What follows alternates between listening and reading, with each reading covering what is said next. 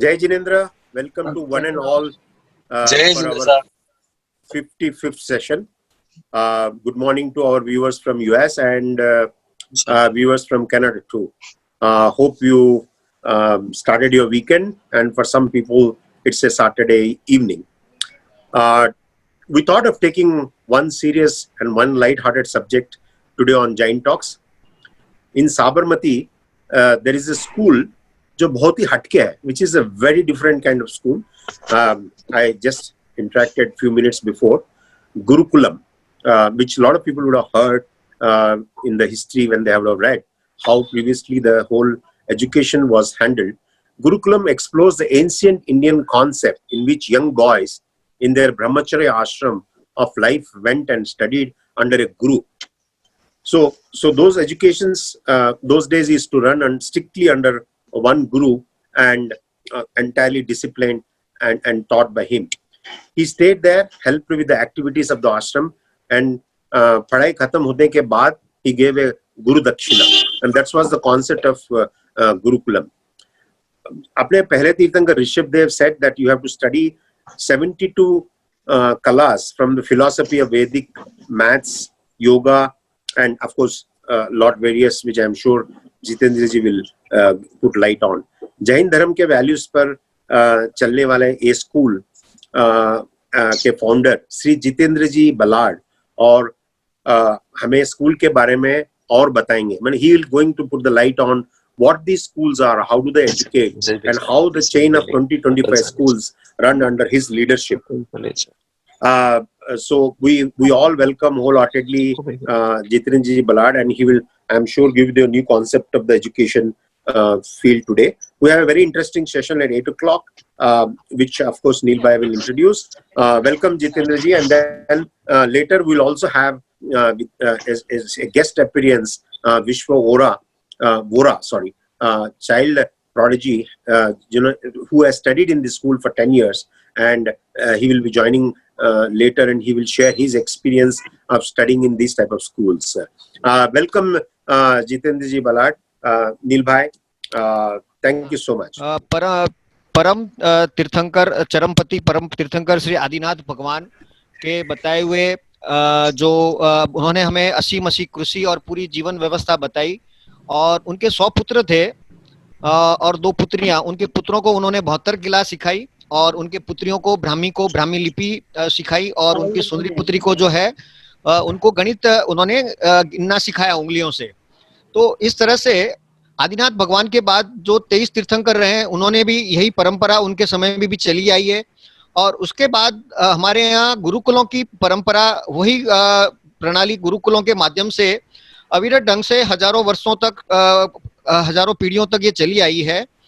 पिछले 170 साल का जो समय है, उस समय तक हमारे यहाँ 7,32,000 गुरुकुल थे, जो कि हमें अंग्रेजों की पुस्तक है, अंग्रेजों के माध्यमों से डॉक्यूमेंट्स के द्वारा हमें मालूम पड़ता है. गांधी जी के मित्र थे धर्मपाल जी, उन्होंने 40 साल तक सिर्फ जो आर्काइव्स में ग्रंथागार हैं, लाइब्रेरीज हैं, इवन जर्मनी लंदन से लेके उन्होंने सब दस्तावेज कलेक्ट किए. लगभग 20,000 डॉक्यूमेंट्स, सीक्रेट डॉक्यूमेंट्स उन्होंने कलेक्ट किए, और उसके द्वारा उन्होंने पूरे हिस्ट्री में गए वो, और उन्होंने एक पुस्तक लिखा है द ब्यूटीफुल ट्री, रमणीय वृक्ष. उस पुस्तक में ये सब डॉक्यूमेंट प्रूफ है कि हमारे यहाँ कितने गुरुकुल थे.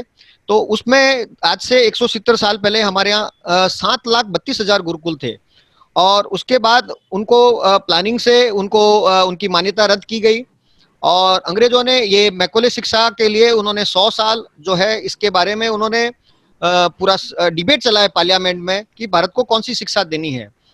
उस दरमियान अंग्रेजों ने बहुत कुछ, उनके ऐसे भी सजेशंस आए कि यहाँ भारत की जो शिक्षा है वो वहाँ ब्रिटेन में दी जाए, इंग्लैंड में दी जाए, लेकिन वहाँ से हमेशा यही आया. और उसके बाद मैकोले, जो टीबी मैकोले का हम लोग कई बार सुनते हैं कि उन्होंने ये मैकोले शिक्षा हमारे यहाँ इंट्रोड्यूस की. तो टीबी मैकोले जो है उन्होंने 17 साल पूरे भारत में परिभ्रमण किया.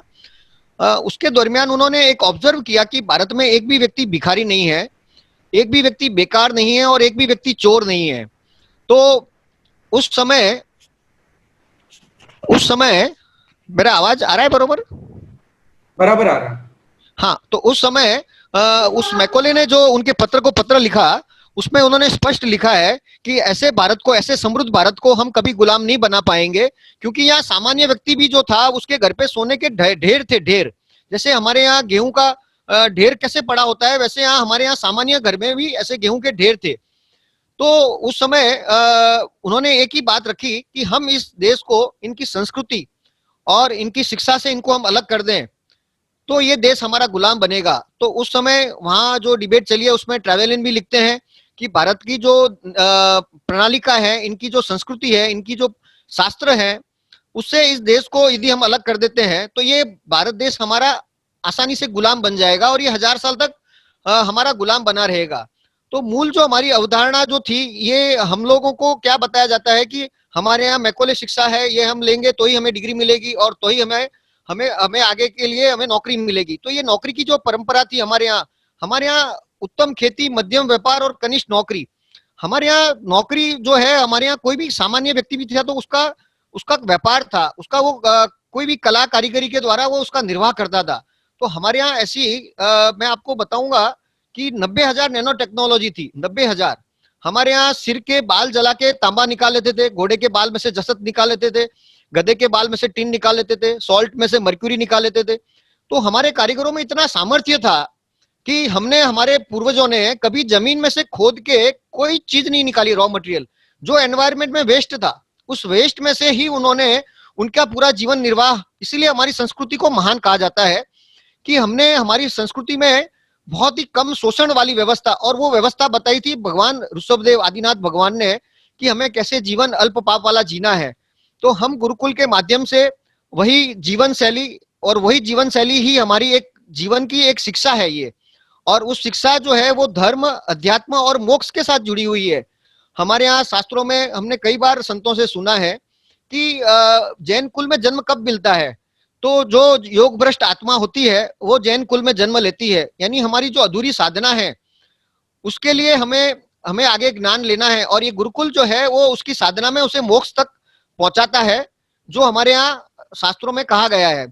तो गुरुकुल शिक्षा जो है वो एक संपूर्ण शिक्षा है जिसके द्वारा एक सर्वांगीण विकास होता है। जैक ऑफ ऑल, मतलब वो व्यक्ति जो है उसमें हर प्रकार की क्षमताओं का विकास होता है, उसके चरित्र का निर्माण होता है, उसके संस्कारों का निर्माण होता है, उसमें सामर्थ्य आता है, उसमें गुणों का विकास होता है। तो इस तरह से हमारी ये जो शिक्षा है वो हमेशा विश्व में सिरमौर रही है।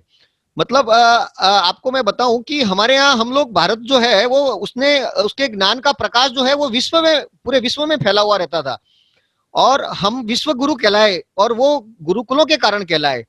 और आज ये देश की जो हमारी परिस्थिति हुई है, आज देखिए आप, बेरोजगारी, हर साल 110 करोड़ लोग अपियर होते हैं ग्रेजुएट बनके, और उसमें से अभी विश्व बैंक का नया लेटेस्ट सर्वे आया था, मेरे पास उसका न्यूज़पेपर कटिंग है। उसमें उन्होंने लिखा है कि 90% जो हमारे ग्रेजुएट्स हैं वो एम्प्लॉयमेंट के लिए उनके अंदर वो योग्यता नहीं है। तो ये कैसी शिक्षा है? यदि आप नौकरी देने के लायक भी वो शिक्षा नहीं है, आप नहीं चरित्र का निर्माण करते हैं, नहीं उसमें कोई व्यापार का सामर्थ्य पैदा होता है, तो फिर हमने, कुछ परिवारों ने मिलके भी हमने सोचा कि हम क्या करें, हमारे बच्चों को कौन सी शिक्षा दें। तो हमने, हमारे यहाँ हमारे जो कुलपति हैं साबरमती गुरुकुल में, उत्तम भाई, उन्होंने आज से 25 साल पहले उनके परिवार के बच्चों से ये शिक्षा प्रारंभ की थी। पूज्य मुनिराज श्री हित रुचि विजय जी महाराज साहब से प्रेरणा लेके, और आचार्य प्रन्यास श्री चंद्रशेखर विजय जी महाराज साहब का भी उनके ऊपर आशीर्वाद रहा है। और उसके द्वारा उन्होंने, जब खुद भी 40 साल की उम्र में उन्होंने भी ये सब विषयों का अभ्यास किया, उसके बाद उन्हें जब लगा कि ये तो इतनी अद्भुत शिक्षा है, क्यों ना इस शिक्षा को पूरे विश्व को, ये शिक्षा कैसे हम इनको पूरे विश्व को ये शिक्षा विश्व तक पहुंचाएं इस शिक्षा को। तो उन्होंने फिर एक फ्लैट में गुरुकुल प्रारंभ किया। उस समय हमारे बच्चे बहुत छोटे थे, 3 साल का मेरा बेटा था, मेरा एक मित्र का भी बच्चा था। तो हमने सोचा कि हमारे बच्चे अभी वहां निवासी गुरुकुल में तो नहीं जा सकेंगे, तो हमने यहाँ शाहीबाग में ही, हमने हमारे पास में ही एक टेनामेंट में हमने 3 बच्चों से लकड़ी के खिलौने लाके ये गुरुकुल प्रारंभ किया। और उस समय दरमियान फिर धीमे धीमे कारवां आगे बढ़ता गया। साबरमती जो गुरुकुल है वो 2008 में ये गुरुकुल स्टार्ट हुआ है 13 बच्चों से, और उस समय 13 बच्चे थे।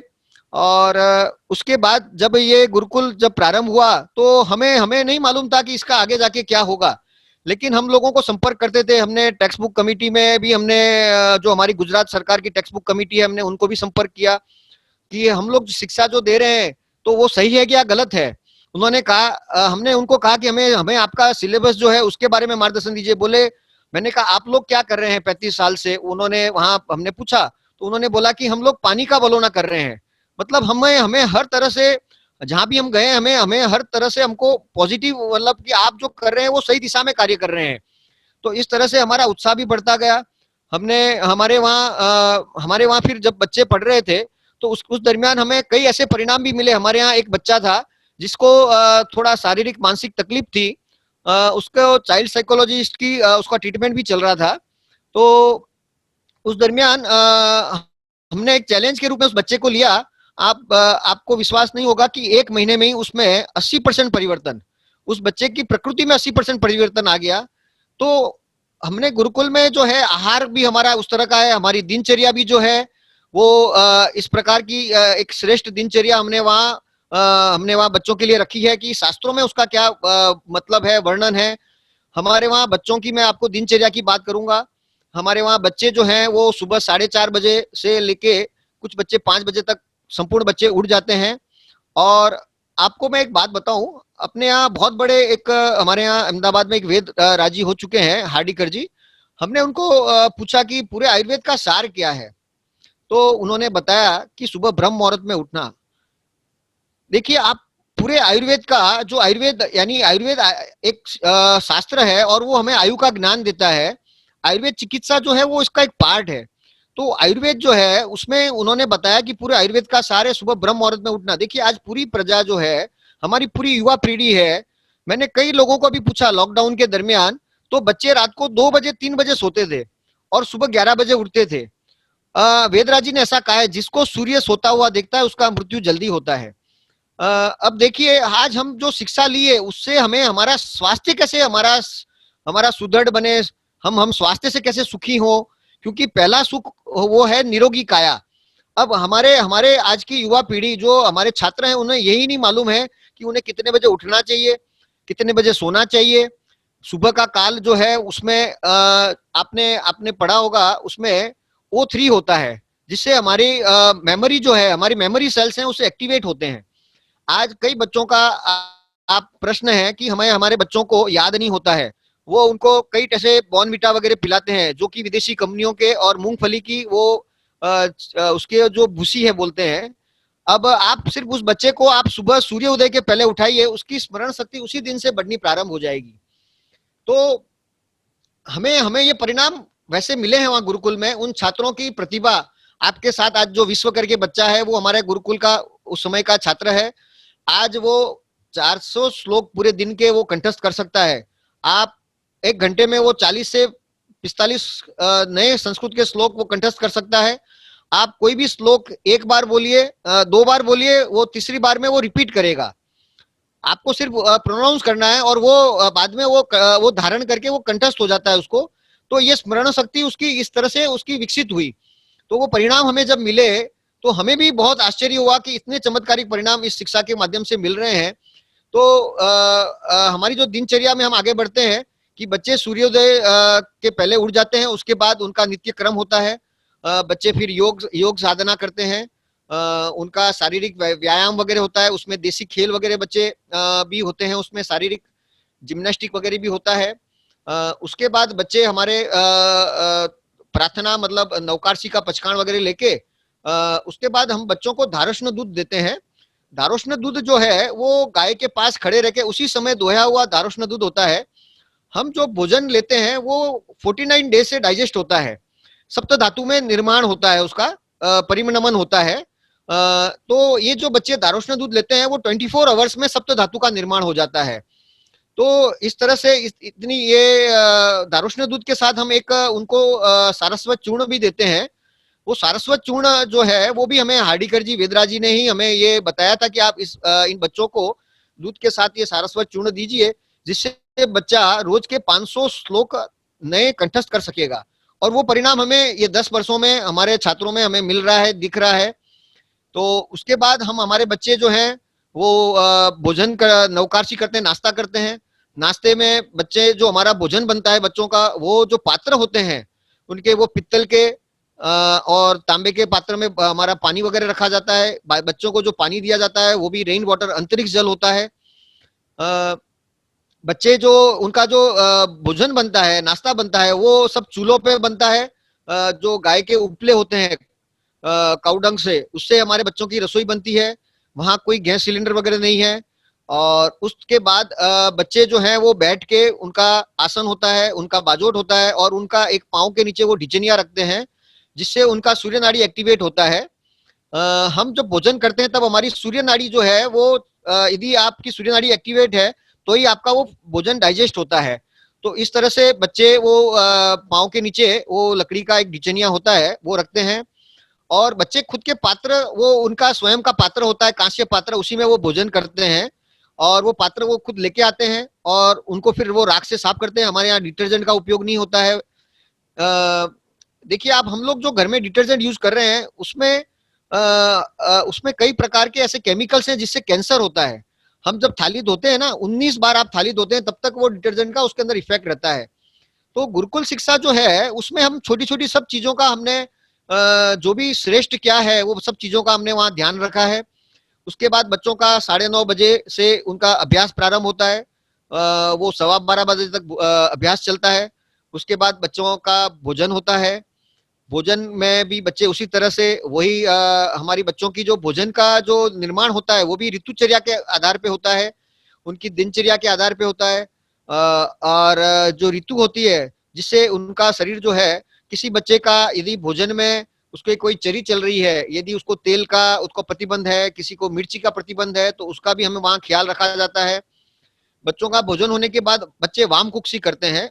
मतलब आपका जो लेफ्ट साइड में आपको सो जाना है, जिससे आपका जो भोजन जो है वो, आप जब भोजन करते हैं वो उदर में आपके लटक रहा होता है। तो आप दक्षिण वाम, उसको वाम वाम कुक्षी बोलते हैं, यानी वाम यानी दाहिने आप सोना है। और उससे बच्चों का जो भोजन है वो, आंत की जो हमारी संरचना इस तरह की है कि वो भोजन बच्चों का आगे चला जाता है और वो पाचन हो जाता है और उसको बहुत ही हल्का अनुभव होता है। तो वो बच्चे नित्य क्रम में वो भी हमने रखा हुआ है। उसके बाद बच्चे 1:30 बजे उनका अभ्यास प्रारंभ होता है। उनका अभ्यास जो है वो 5 बजे तक चलता है।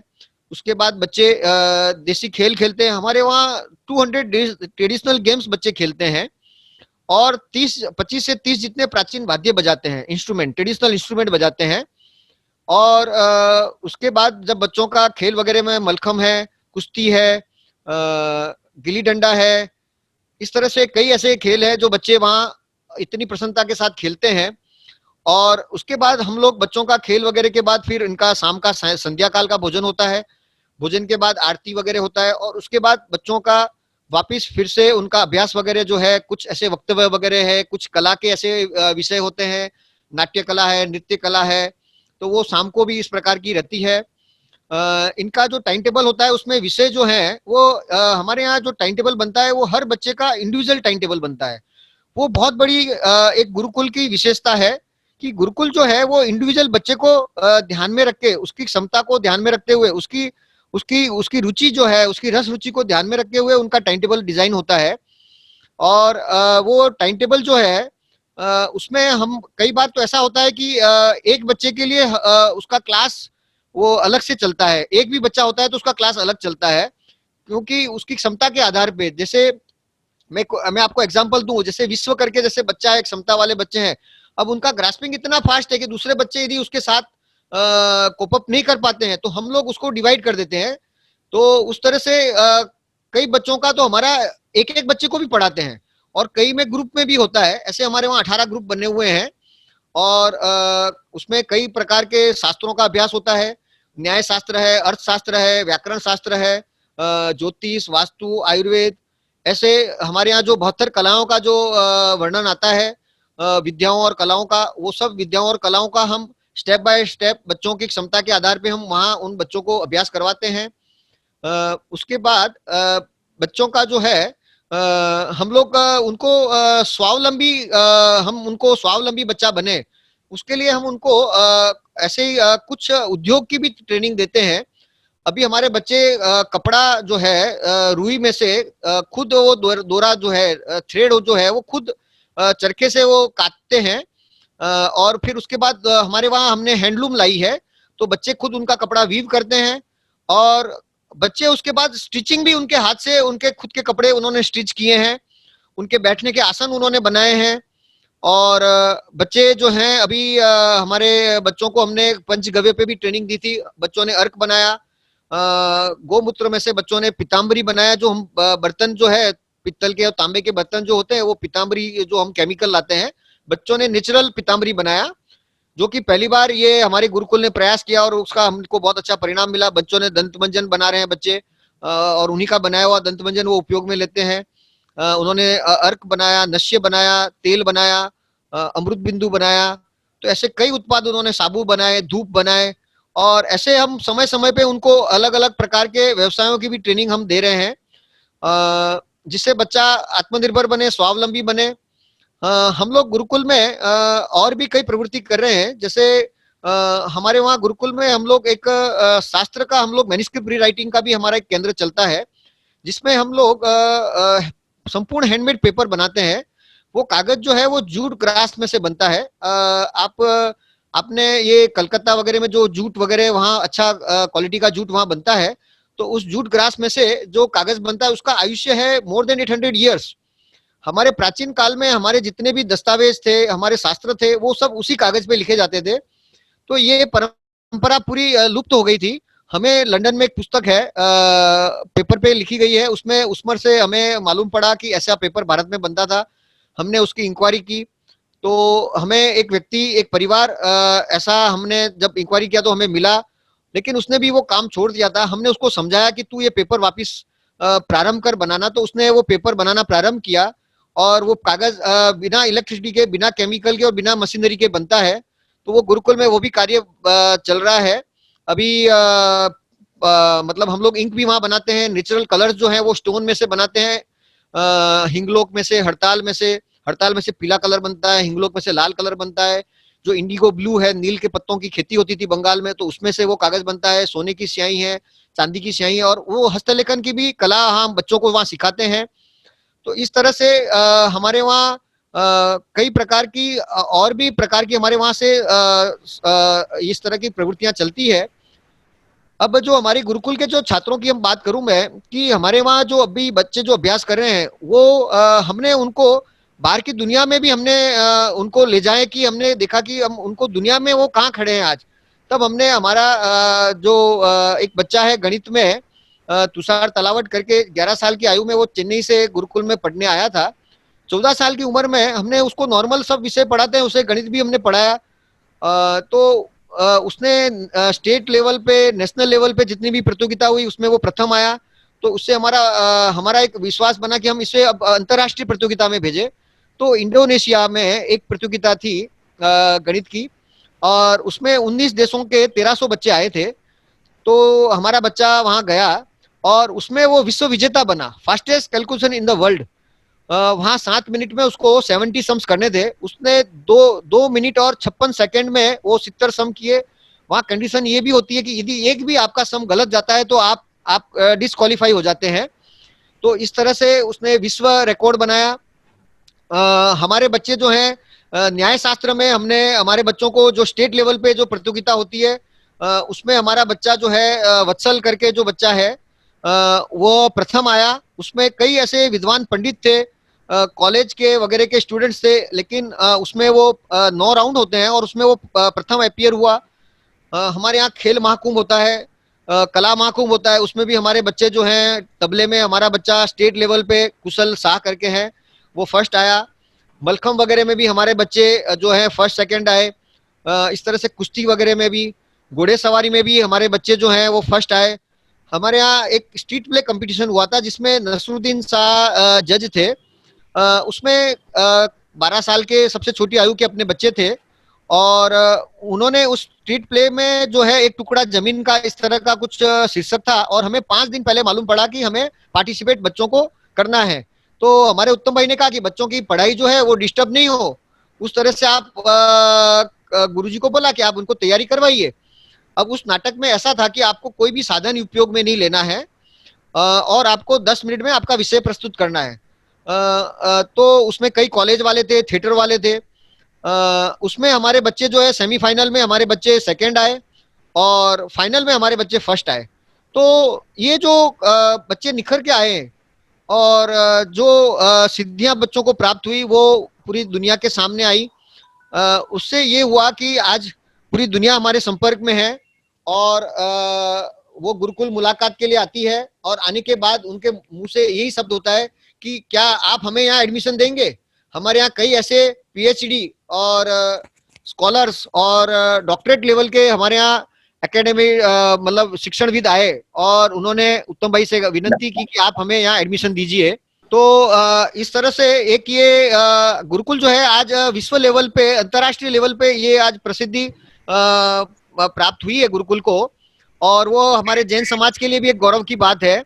आज केंद्र सरकार, राज्य सरकार हमारे साथ, इस्कॉन वाले जुड़े हैं, आर्य समाज वाले जुड़े हैं, आरएसएस वाले जो हैं, भारतीय शिक्षण मंडल जो उन्होंने 2018 में उज्जैन में एक अंतर्राष्ट्रीय गुरुकुल सम्मेलन किया जिसमें 4 से 5 हजार पार्टिसिपेंट्स उसमें आए थे और उसमें केंद्र में अपना गुरुकुल था और उसके वहां पर 1200 गुरुकुल आए थे। 1200 गुरुकुल पूरे विश्व भर से जुड़े थे, 15 देशों के डेलीगेट्स आए थे। उसके बाद उस गुरुकुल का जो सम्मेलन था वो इतना एक सफल कार्यक्रम रहा जिसमें मोहन भागवत जी से लेके शिवराज जी चौहान, प्रकाश जावड़ेकर जी जो केंद्रीय शिक्षा मंत्री थे वो भी पधारे थे। इस तरह से बहुत ही बड़े मंच पे एक गुरुकुल शिक्षा को एक ले जाया गया आरएसएस के द्वारा और भारत सरकार के द्वारा।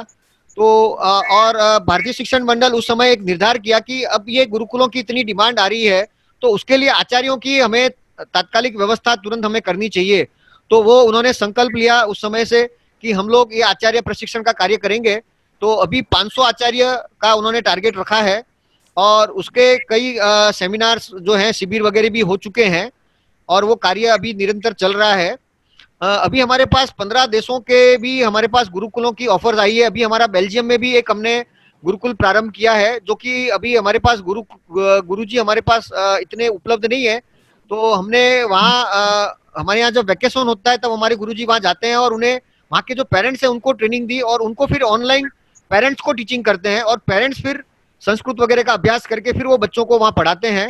तो वहाँ आशा बहन करके है, वो आज ज्वाइन होने वाले थे लेकिन कुछ कारण सर वो ज्वाइन नहीं हो पाए, नहीं तो हम उनका भी अनुभव सबके सामने रखते हैं।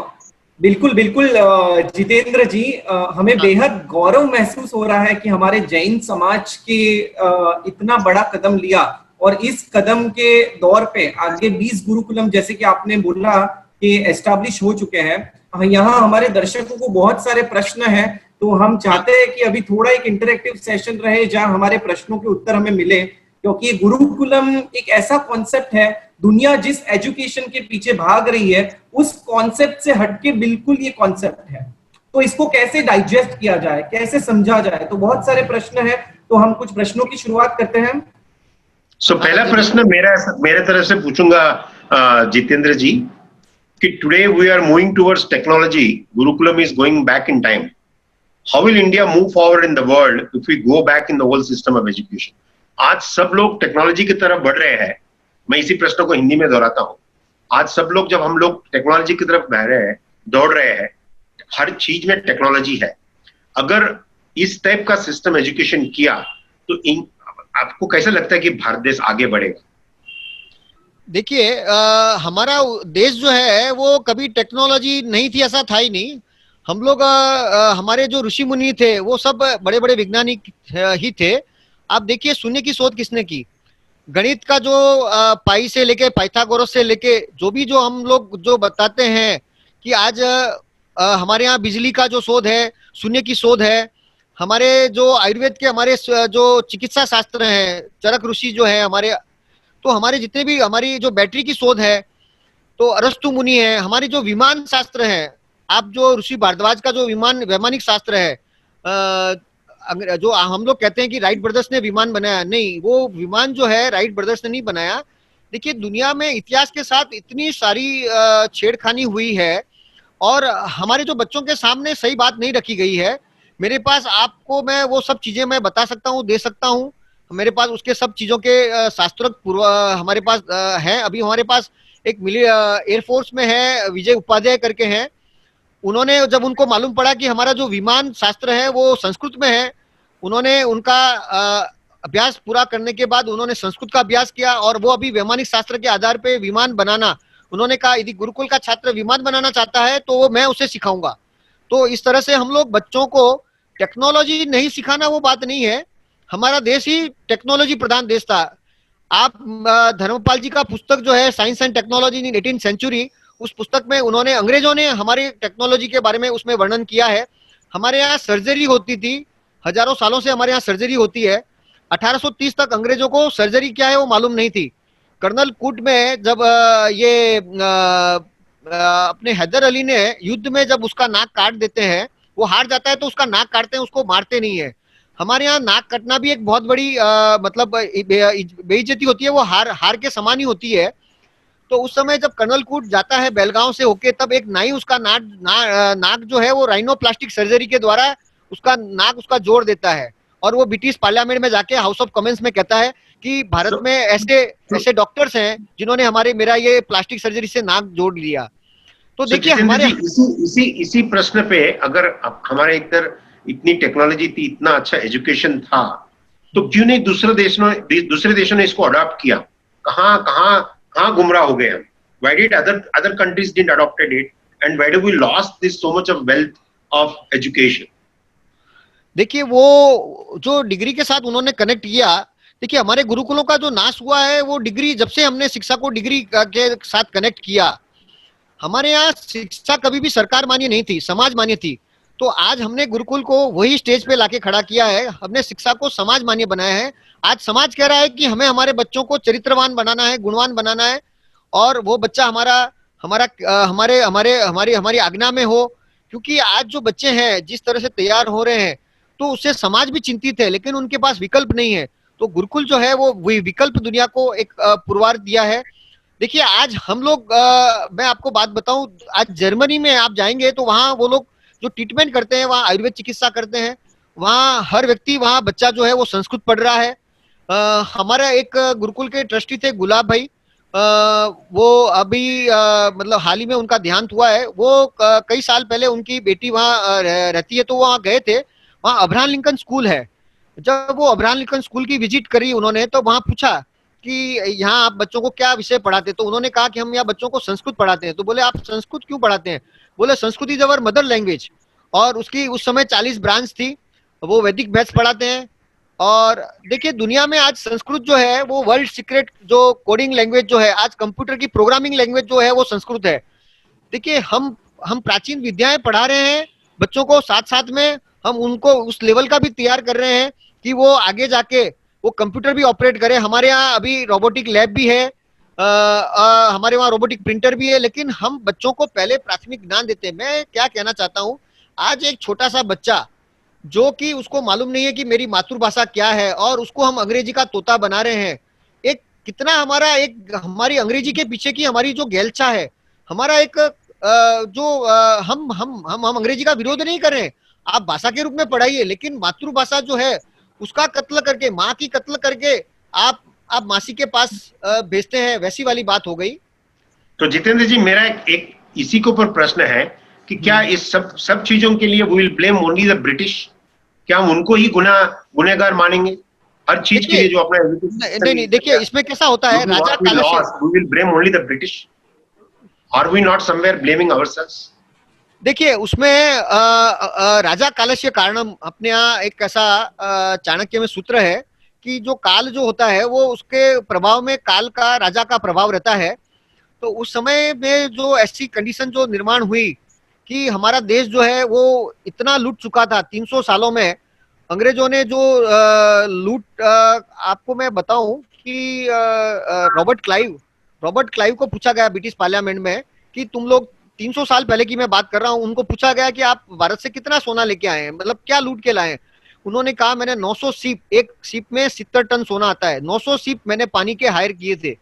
तो हमारा देश इस तरह से उस समय जो हमारी कंडीशन हुई है कि हम लोग इतने हमको लूट लिया उन्होंने हर तरह से, हमारी जमीनें छीन ली, हमारे जंगल काट दिए, हमारे जो कुदरती स्रोत हैं वो रॉ मटेरियल जो है वो हमको नहीं मिलता था, वो सीधा स्टीमर से सीधा वहां चला जाता था।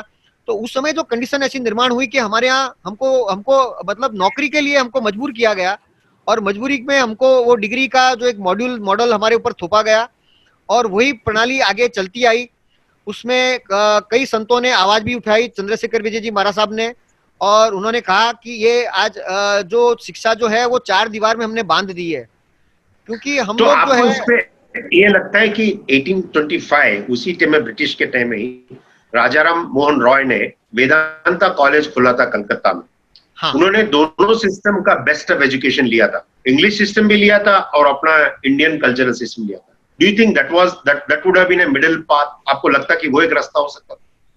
नहीं देखिए, मैं क्या कहता हूं कि हम जो है ना, मूलभूत जो शिक्षा है ना, वो प्राथमिक जो वो मूल से वो हम संस्कृत से प्रारंभ करें, और उसको भाषा के रूप में अंग्रेजी वगैरह विषय पढ़ाएं, उसमें कोई प्रॉब्लम नहीं है। और हम लोग अभी बच्चों को साइंस भी करवाते हैं, लेकिन वो सच्चा विज्ञान होना चाहिए। आज हम लोग जो विज्ञान के नाम पे गलत विज्ञान पढ़ रहे हैं, तो वो तो नहीं होना चाहिए ना।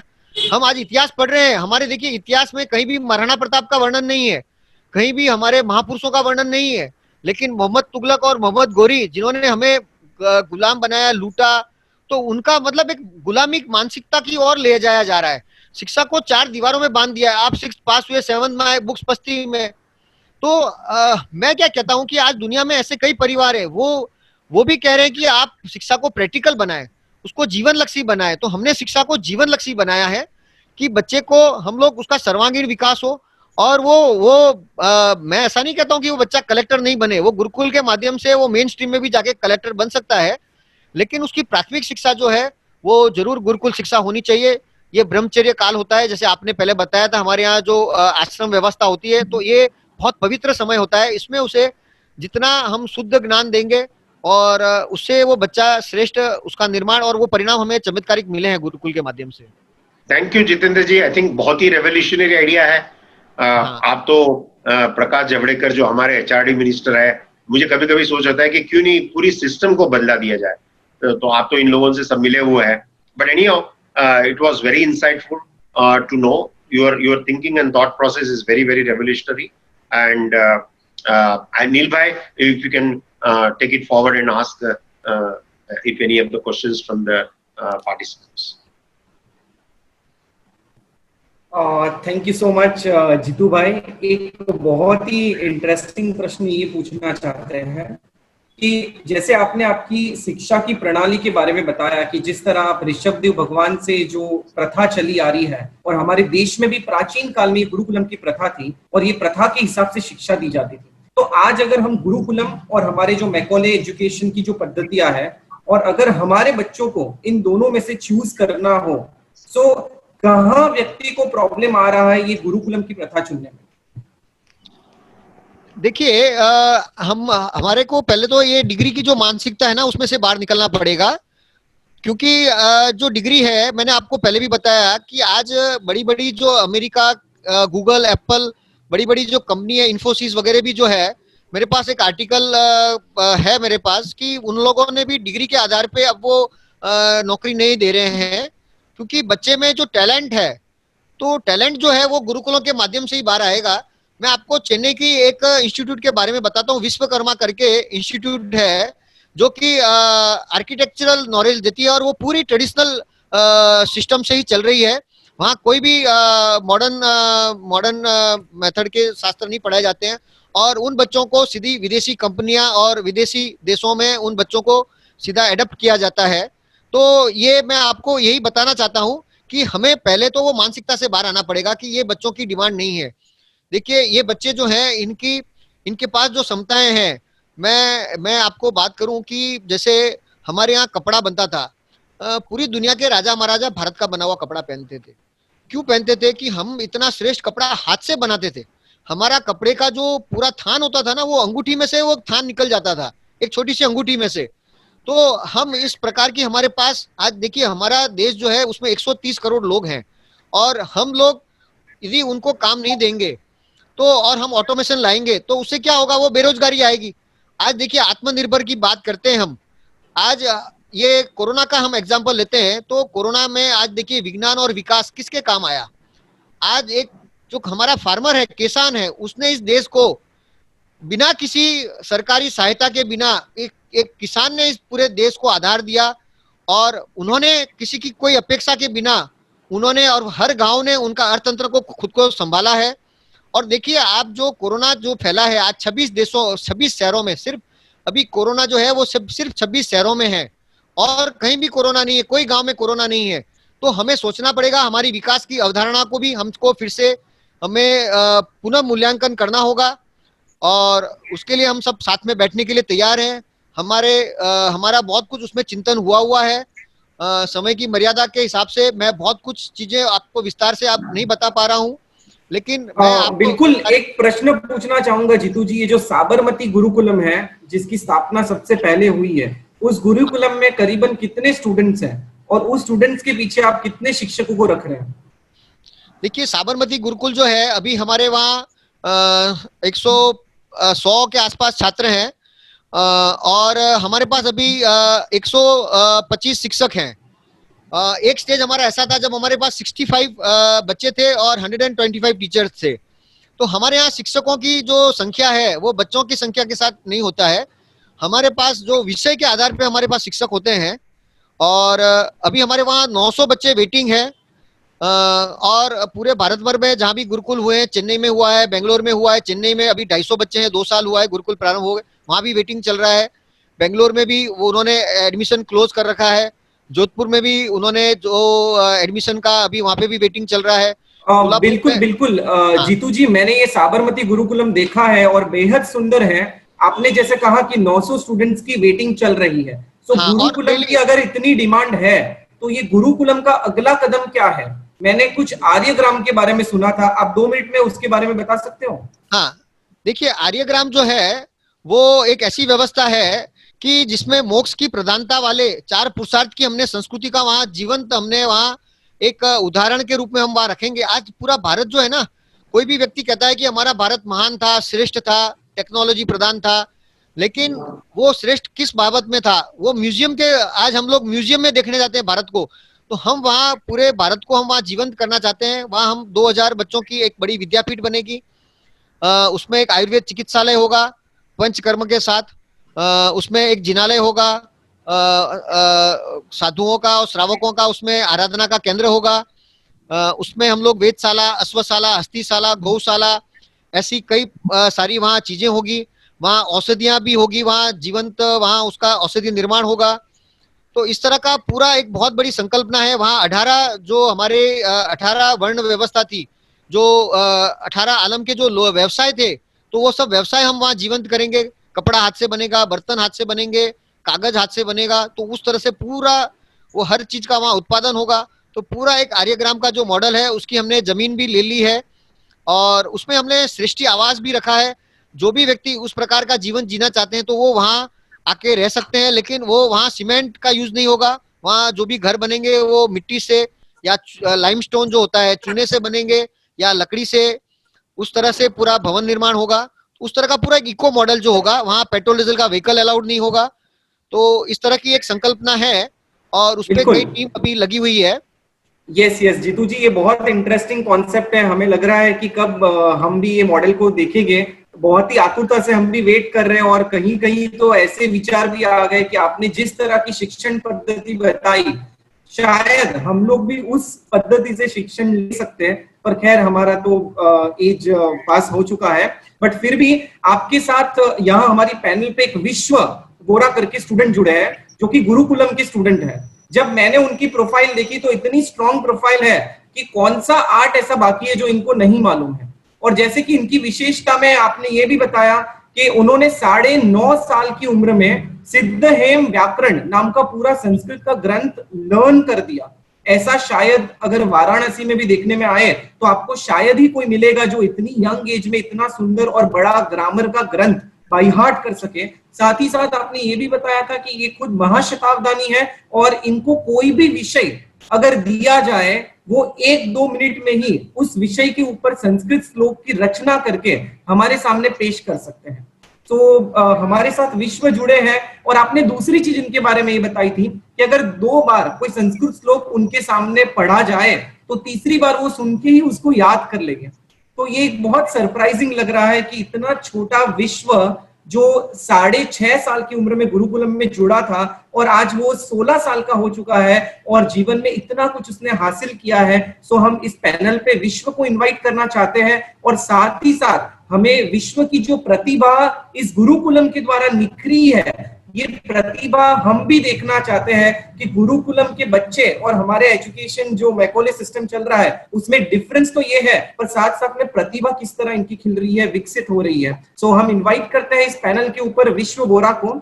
और मैं जीतू जी से कहूंगा, इनको तो विश्व जी के बारे में बहुत कुछ मालूम है क्योंकि ये तो सह संस्थापक रह चुके हैं गुरुकुलम के और उनके अंडर ही ये विश्व जी ने ट्रेनिंग भी ली हुई है। सो मैं जीतू जी से ही विनती करूंगा कि आप विश्व जी से उनकी जो ये कला वगैरह है तो उसके बारे में थोड़ा हमें उनकी प्रतिभा का दर्शन करवाएं। हमने काशी में जब इसका संस्कृत का व्याकरण पूरा हुआ ना, तब हमने काशी में पूछा था। वहाँ कई विद्वान है कि 9.5 साल की उम्र में 10 साल की उम्र में किसी ने व्याकरण कंठस्थ किया हो, तो उन्होंने बताया कि 200 साल के इतिहास में ऐसा कोई व्यक्ति नहीं है कि इतनी छोटी आयु में कि व्याकरण पूरा कंठस्थ हो। वो 3500 श्लोक प्रमाण है और आज भी उसे हजारों श्लोक उसको कंठस्थ हैं। उस समय हमने उसका एक बायोडाटा बनाया था 9.5 साल की उम्र में कि उसने जो भी 2.5 साल या 3 साल का जो पीरियड है उसमें गुरुकुल में उसने और क्या विद्याएं ली। तो उस समय A4 साइज के 30 पेजेस बने थे। उसका बायोडाटा जो है वो 30 पेज का बायोडाटा बना था, जिसमें हमने सिर्फ पॉइंट में लिखा था कि इसको घोड़े सवारी भी आती है, इसको संस्कृत भी आता है, इसको नृत्य भी आता है, इसको गायन भी आता है, इसको वादन भी आता है, इसको हर प्रकार की कलाएं विद्याओं का हमने सिर्फ पॉइंट में लिखा था। तो 30 पेज का बायोडाटा बना था। तो अब ये जो क्षमताएं हैं इसके अंदर, आप अभी कोई भी विषय भी दे सकते हैं, कोई भी शब्द विषय का शब्द है, शास्त्र का भी कोई शब्द दे सकते हैं, कोई भी भाषा का शब्द दे सकते हैं। आपके सामने वो संस्कृत में श्लोक की रचना भी करेगा। आप हमारे जो ऑडियंस है उनके पास से भी यदि कोई शब्द आए तो ले सकते हैं। तो और विश्व के आप जीवन का आप उसके बारे में उसका भी अनुभव आप पूछिए उससे कि उसका क्या अनुभव रहा है गुरुकुल शिक्षा का, जरूर वो आपको बताएगा। रमेश अंकल, आप कोई विषय देना चाहोगे? हम इनकी प्रतिभा का साक्षात नील भाई विश्व के लिए आप ही सही है। मेरे लिए मेरा एक प्रश्न है, पर आपके प्रश्न के बाद मैं सोच रहा हूं इनको कौन सा विषय दिया जाए। विश्व जी, आप विनय के बारे में बताइए। विनय, देखिए अभी विश्व जो है वो विनय पे बनाएगा। इस दरमियान हमें यदि विद्यासागर जी को या रतन जी को लेना हो जोधपुर गुरुकुल या उनको, तब तक वो 1 मिनट या 1.5 मिनट उसका श्लोक बने में लगेगा, उसको हम ज्वाइन कर लेंगे। बिल्कुल बिल्कुल। ऐसा करना है क्या वेट करना है? तो मैं विश्व जी को प्रश्न पूछ सकूं इस बीच में, नील भाई? हाँ, उनको 1 मिनट लगेगी शायद ये विनय के ऊपर श्लोक बनाने को, और फिर वो प्रस्तुत करेंगे। Then we can take another question. We all can wait actually. So audience भी अगर कोई प्रश्न है तो आप डाल सकते हो, हम ऑडियंस के इसमें से भी एक ले लेंगे प्रश्न। In the meanwhile, you can introduce Ramesh Sakla ji and Vidyasagar ji. हाँ, सो हमारे साथ 2 व्यक्ति ऐसे भी जुड़े हुए हैं जो कि जोधपुर गुरुकुलम के लिए बहुत ही सुंदर योगदान दे रहे हैं, और साथ ही साथ रतन जी सालेचा जो जुड़े हैं, वो बैंगलोर में जो गुरुकुलम की स्थापना हुई है उसके अंदर उन्होंने दिलो जान लगा दी है और उसको हैंडल कर रहे हैं। तो बहुत बहुत स्वागत है आपका जैन टॉक्स की इस मंच के ऊपर, और हम आपसे भी सुनना चाहेंगे कि आपका ये गुरुकुलम का एक्सपीरियंस कैसा रहा। सो मीनवाइल विश्व जी श्लोक प्रस्तुत करें उससे पहले हम विद्यासागर जी के पास से जानना चाहेंगे।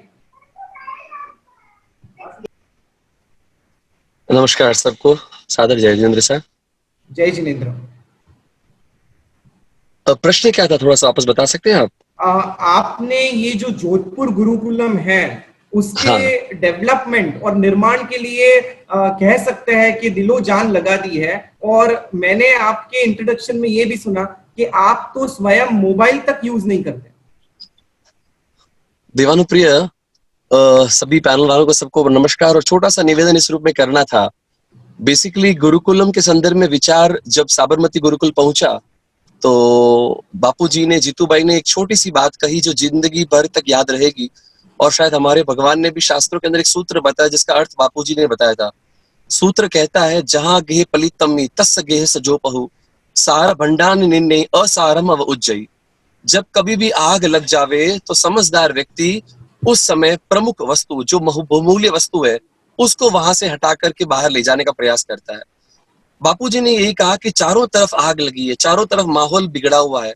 समझदार व्यक्ति वो होगा कि आने वाली जो पीढ़ी, हमारी जो सार है, हमारा जो भविष्य है, उसको किस प्रकार बचाएं, उसकी तरफ ध्यान देवे। जब ये सब विचार हमने साबरमती गुरुकुलम में सुना, बापूजी और जीतूबाई के मुखारबिंद से सुना, तो मन में आया कि समाज में वास्तव में अगर सामाजिक दृष्टिकोण से अगर कुछ बहुत बड़ा कदम लेना है और जितनी कुरीतियां दिख रही है, और एक छोटा संस्कृत का सूत्र सुना था, मूलो नास्ति कुतो शाखा। अगर मूल ही नहीं रहेगा तो शाखा कहां से आएगी। प्रॉब्लम यह है कि चारों तरफ का जो वातावरण है वो पेड़ के पत्तों को ध्यान में दे रहा है कि पत्ते बराबर नहीं आ रहे हैं, पत्ते कलर बदल चुके हैं, पत्ते में जो रौनक थी वो घट रही है। पर कोई ये ध्यान नहीं दे रहा है कि पत्ते खराब इसलिए है क्योंकि जड़ खराब हो चुकी है। तो जड़ पर ध्यान देने का मानस बना और पुरुषार्थ करके हम सब ने प्रयास किया। बड़ों के आशीर्वाद से लगभग 3-4 वर्ष हो गए हैं और बहुत सुंदर प्रयास है और आगे प्रयास कर रहे हैं कि शिशु गुरुकुलम रूप में हम और आगे बढ़े। जैसे साबरमती के द्वारा जो गुरुकुल चल रहा है निवासी परंपरा वाला, वहीं अहमदाबाद में सुभाष ब्रिज में डे बोर्डिंग चलती है। तो आने वाली समय को देखते हुए डे बोर्डिंग व्यवस्था भी शुरू करने का मानस बना है। भावना यही है कि हमको अपनी जड़ों को मजबूत करना है। और जड़ क्या है? अगर सूत्र कहता है सा विद्या विमुक्त है, इसका मतलब यही है शिक्षा वो है अथवा ज्ञान वो है जो बंधनों से, जो विकारों से, जो दुष्प्रवृत्तियों से दूर करे। और इससे बड़ी शिक्षा, इससे प्रामाणिक शिक्षा शायद विश्व में नहीं है। इसीलिए आज विश्व में, आज आप एक छोटी सी विडंबना देखिए, भारत को सबसे खुशहाल देशों में 156वें नंबर पे दिया गया और विश्व के पहले खुशहाल देशों में फिनलैंड को दिया गया। और फिनलैंड की शिक्षण पद्धति पूरी गुरुकुलमय है। और जबकि भारत की शिक्षण पद्धति आप सब जान ही रहे। भारत को भी अगर खुशहाल देश में प्रथम स्थान पे लाना है तो निश्चित रूप में जीतूबाई ने जो मार्गदर्शन दिया हम सबको, हमको उनको अपनाना होगा और निश्चित रूप में अपन कर पाएंगे। धन्यवाद sir. Thank you so much Vidyasagar ji, आपका इतनी यंग एज के अंदर ये जो डेडिकेशन है ये गुरुकुलम के लिए वो बहुत ही सराहनीय है। हम बहुत बहुत दिल से आपकी प्रशंसा करते हैं। और आपने बेहद सही कहा कि हमें अगर भविष्य के बारे में सोचना है बच्चों के, तो हमें रूट के ऊपर फोकस करना चाहिए। रूट के ऊपर, बेसिक वैल्यूज के ऊपर उनका जो पालन पोषण है वो ही इतना सुंदर होना चाहिए कि हमारा भविष्य बहुत ही सुंदर बन सके। हमारे साथ विश्वजी वोरा जुड़े हुए हैं। सो हम विश्वजी वोरा को वापस इस पैनल के ऊपर इनवाइट करते हैं। विश्वजी, आपको मैंने विनय के विषय के ऊपर कहा था तो आपने डेफिनेटली श्लोक बना ही दिया होगा। तो हम सुनना चाहते हैं कि आपने विनय के ऊपर क्या श्लोक बनाया और उसका मीनिंग क्या है। नमस्कार। उपस्थित सभी माननीय श्रोतागण का मैं सादर अभिवादन करता हूं। और आपने जो विनय शब्द पे श्लोक दिया था उसका निर्माण हो गया है। मैं आपको एक बार सुना देता हूँ। सार्थ विषय विनय छंद उपजाति छंद, यह 11 अक्षर का छंद होता है, 4 चरण आते हैं उसमें। और एक सामान्य पूर्व भूमिका भी यदि श्लोक की देखी जाए तो ऐसे डायरेक्ट मैं श्लोक सुनाऊंगा तो एक श्रवण भक्ति हो जाएगी, आप सुनेंगे और मैं अर्थ बता दूंगा। और इसके पीछे श्लोक बनाने में क्या क्या चीज की आवश्यकता होती है, किस प्रकार एक नूतन श्लोक की रचना होती है, निर्माण होता है, उसमें सबसे पहले मेनली 3 मेथड देखी जाती है। एक जो संस्कृत ग्रामर है वो एक अच्छी तरह से आपको मजबूत कंठस्थ होना चाहिए, एक आत्मस्थ होना चाहिए।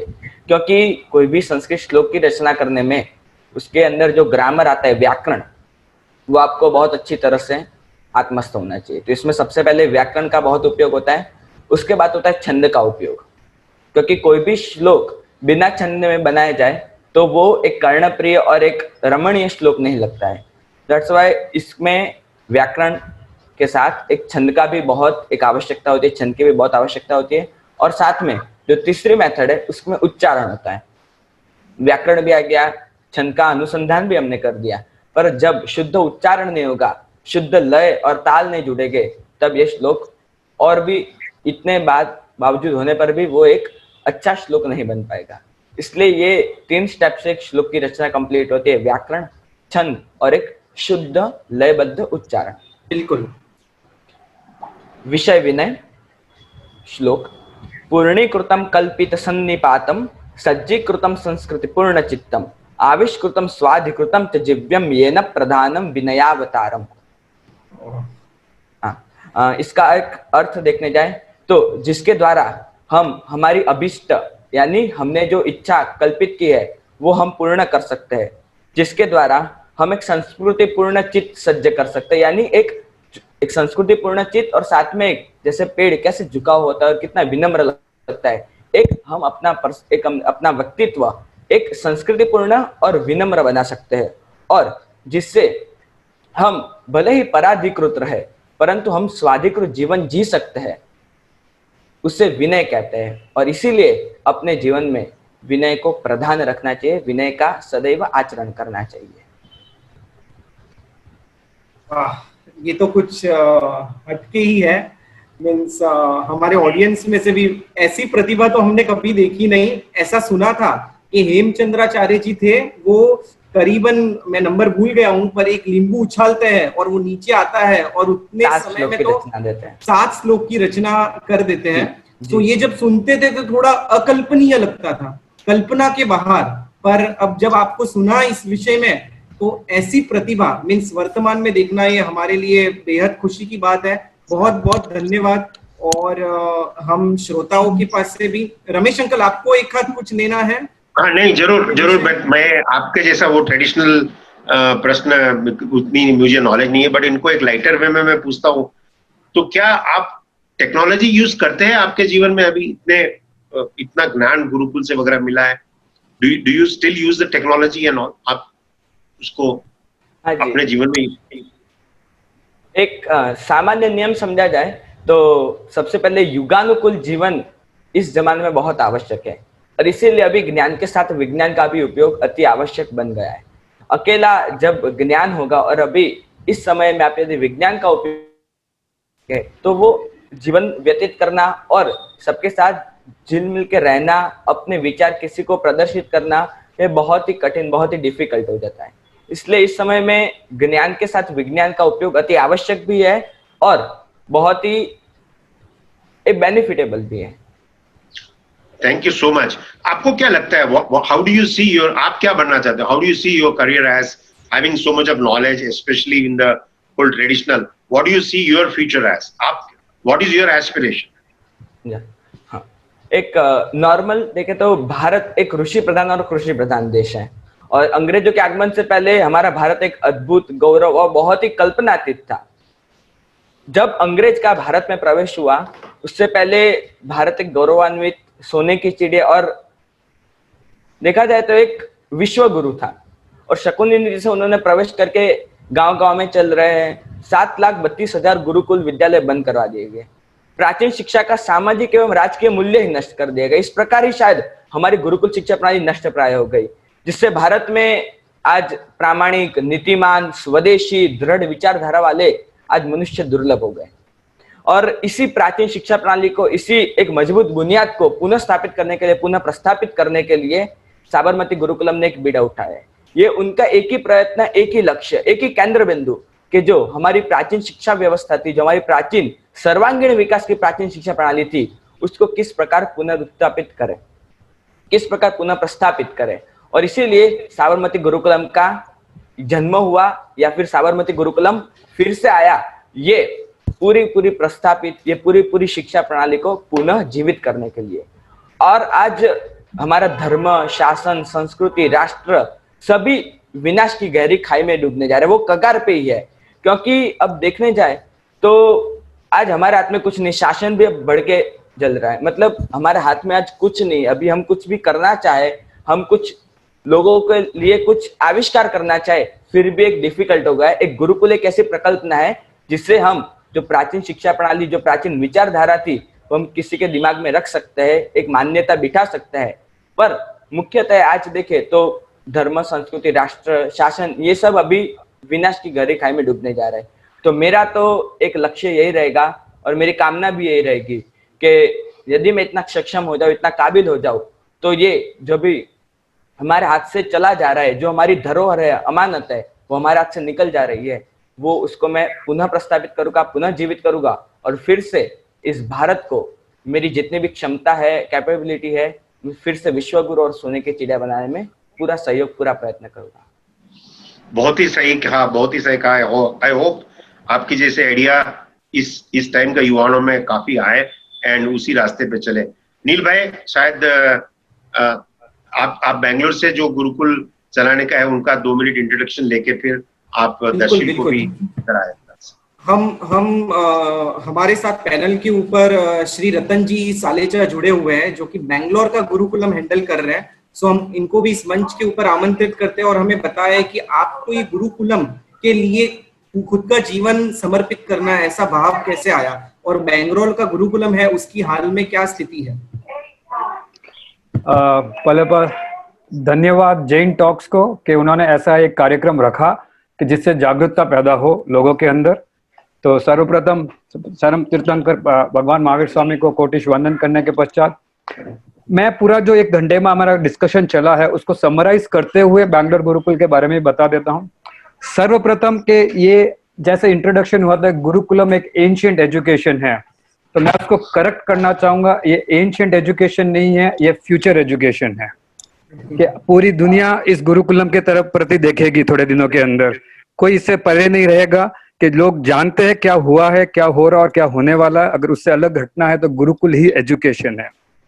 दूसरी बात, जो अपने अभी राइट नाउ सिचुएशन चल रही है, एक हमारे साथ में बड़ा इंसिडेंट चल रहा है कोरोना का, कि जिस तरह से हमने प्रकृति का शोषण किया है, आज प्रकृति सिर्फ हमें रास्ता दिखा रही है, हमें हमारी आंखें खोल रही है। और दूसरा, कुछ ही दिनों पहले जो हमारे हिंदुस्तान के अंदर एक सुशांत सिंह ने सुसाइड किया था, इतना विख्यात व्यक्ति आज पूरी पीक के ऊपर है अपने दुनिया के, अपनी लाइफ के अंदर। पूरे लोग उसको देख रहे थे, उससे जुड़ रहे थे और उसे पसंद कर रहे थे। और उस समय में अगर उसने सुसाइड किया है तो क्या हुआ होगा उसके साथ में।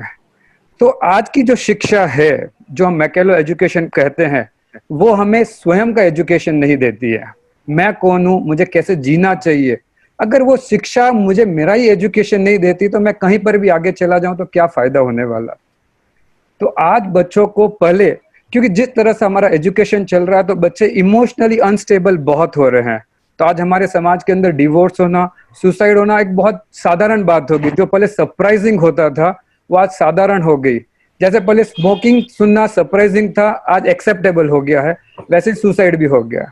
तो वो कहाँ से आ रहा है, क्यों आ रहा है, कैसे आ रहा है? तो सही एजुकेशन नहीं होने की वजह से ये जो आ रहा है।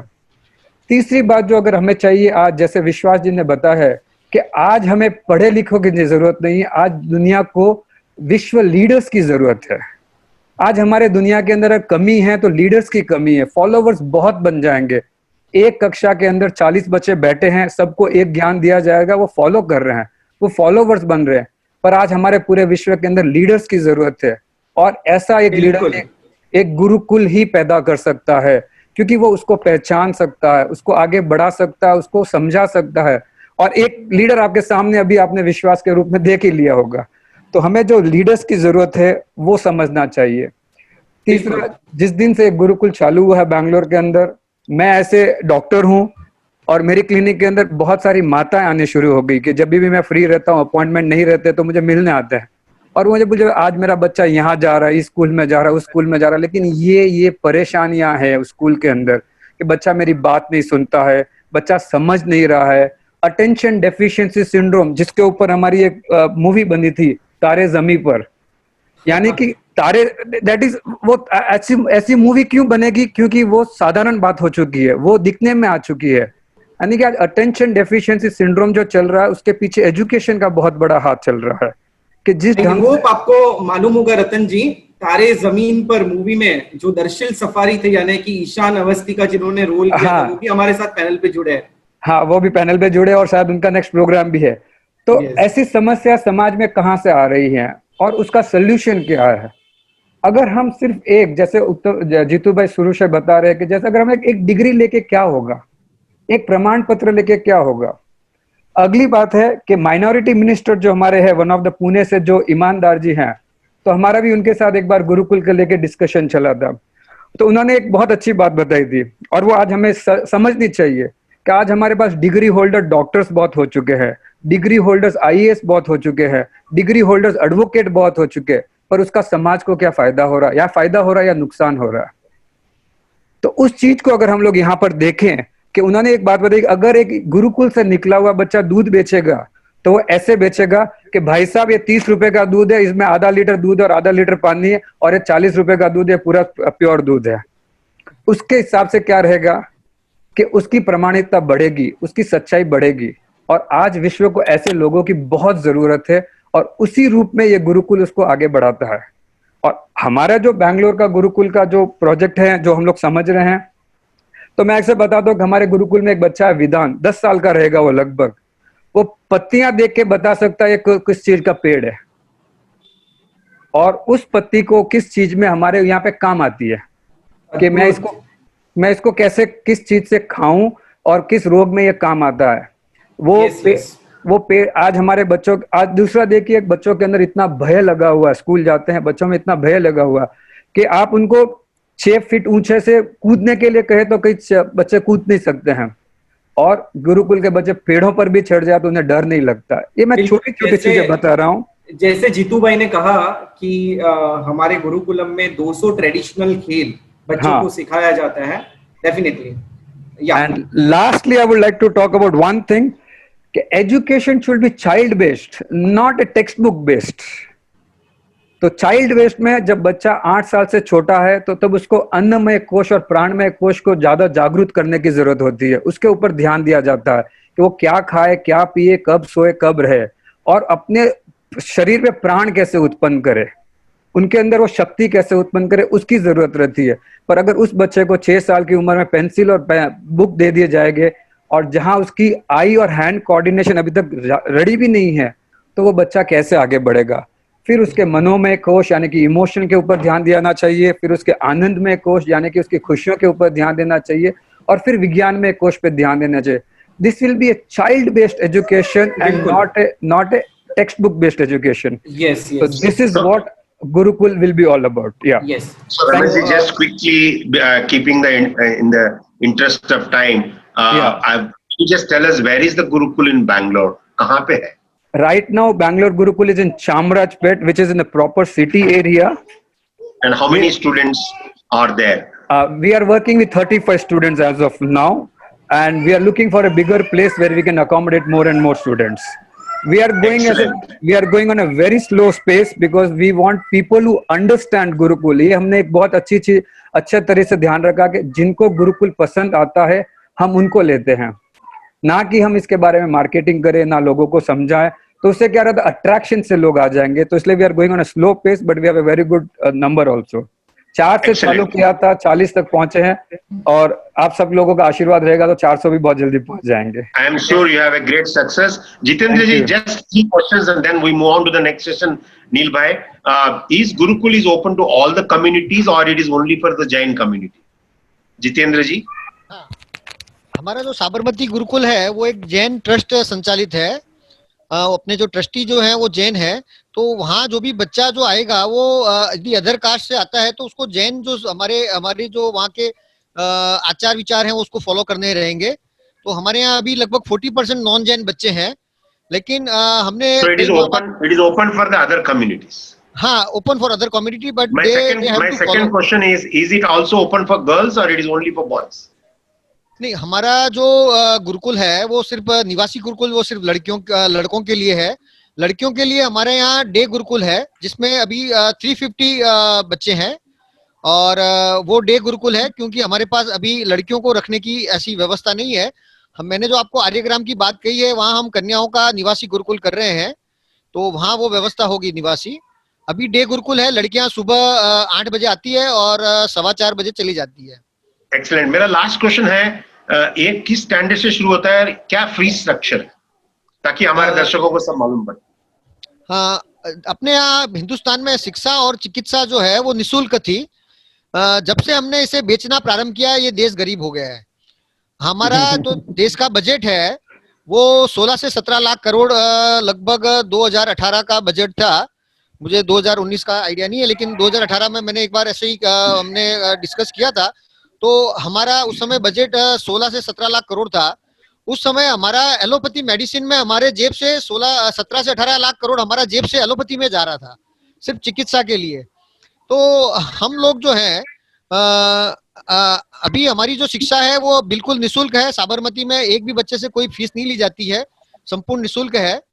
और बच्चे जो हैं उनके माता पिता जो गुरु दक्षिणा के रूप में स्वेच्छा से जो भी देना चाहते हैं वो देते हैं, और उसी तरह से Amazing. चल रहा है। Very good to know. बहुत ही खुशी हुई कि निशुल्क है और इतना रेवोल्यूशनरी चीज आप कर रहे हो। बहुत ही धन्यवाद। जैन टॉक्स पैनल पे आपने इतना वक्त निकाला, बैंगलोर से भी, जोधपुर से भी, और आपके one of the best student which is so impressive. Neel भाई, I request you to take, if Darshal is there and if you can do an introduction. मैं सभी को मैं खाली अंतिम मैं सभी को आमंत्रण देना चाहता हूँ। सभी लोग एक बार साबरमती गुरुकुल की मुलाकात अवश्य लें। आपको प्रत्यक्ष जब आप गुरुकुल देखेंगे तो आपको मालूम पड़ेगा कि गुरुकुल क्या शिक्षा क्या है और वहाँ किस तरह से बच्चे पढ़ते हैं, रहते हैं, पूरी उनकी व्यवस्था। तो मेरा आप सबसे अनुरोध है कि आप जरूर एक बार गुरुकुल की मुलाकात लें और फिर आप निर्णय लें कि आपको कौन सी शिक्षा आपके बच्चों को पढ़ानी चाहिए। ठीक है, ये जैन टॉक का मैं खुद आभारी हूँ कि उन्होंने गुरुकुल शिक्षा के लिए ये मंच हमें प्रोवाइड किया। प्रणाम रमेश जी और नील भाई। Thank you. Thank you so much सभी गुरुकुलम के संस्थापक, सह संस्थापक एवं जो गुरुकुलम में रोल प्ले कर रहे हैं। आप बहुत ही सराहनीय कार्य कर रहे हो और जैन समाज के लिए बहुत गौरव की बात है। So thank you so much for joining us, और इतने सारे लोगों को ये गुरुकुलम का कॉन्सेप्ट क्या है बताने के लिए बहुत बहुत धन्यवाद।